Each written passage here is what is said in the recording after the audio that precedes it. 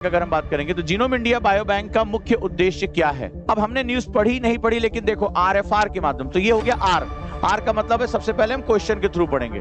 तो अब क्वेश्चन जो कर रहा है वो कह रहा है कि इसका पर्पस क्या है, इसका उद्देश्य क्या है। कृषि सुधारों का अध्ययन करना, 10,000 व्यक्तियों की आनुवंशिक और जीवन शैली डाटा इकट्ठा करना, यानी उनका जो है जेनेटिक डाटा लेना, शिक्षा नीति लागू करना और खेल प्रदर्शन सुधारना। तो आपका इस परियोजना का उद्देश्य क्या? जल्दी आंसर दीजिए सभी लोग।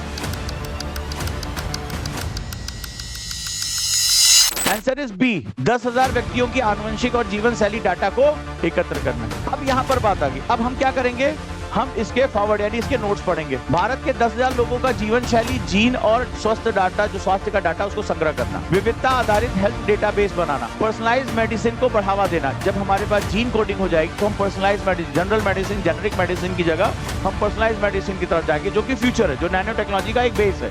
अब टीचर ने यहाँ पर बता दिया, नोट्स याद हो गया। अगर मैं अब तुमसे क्वेश्चन पूछूं, अब हमारे आरएफआर में दोबारा हम जो क्वेश्चन करेंगे कि भाई जीनोम इंडिया का बायोबैंक परियोजना का मुख्य उद्देश्य क्या है। अब आप कभी नहीं भूलोगे कि 10,000 लोगों का, भारतीय लोगों का आनुवंशिक यानी जेनेटिक डाटा को कलेक्ट करना। क्यों कलेक्ट करना, अब आपको ये भी याद हो गया। यस या नो मुझे बताइए कि भाई इनका स्वास्थ्य डाटा, पर्सनलाइज्ड मेडिसिन को आगे बढ़ावा देना, रिसर्च के लिए इनका प्रयोग करना, ये इसका बेसिक उद्देश्य है। तो न्यूज़पेपर पढ़ा नहीं पढ़ा कोई बात नहीं, यहाँ पर आरएफआर के माध्यम से इसको कर लिया। यही है एकलव्य कार्यक्रम, और एकलव्य कार्यक्रम में यही हम करने की लगातार कोशिश भी कर रहे हैं। चैनल को सब्सक्राइब कर लेना, क्योंकि आज से हमारी 2 कक्षाएं और शुरू होने जा रही है, एक डेली करंट अफेयर्स यूपीएससी के लिए और स्टेट एग्जाम के लिए, और साथ ही साथ डेली आरएफआर के क्वेश्चन हम फिर से कराएंगे। जो आज का अखबार विद आरएफआर था, उस क्वेश्चन को हम दोबारा लेकर आ रहे हैं।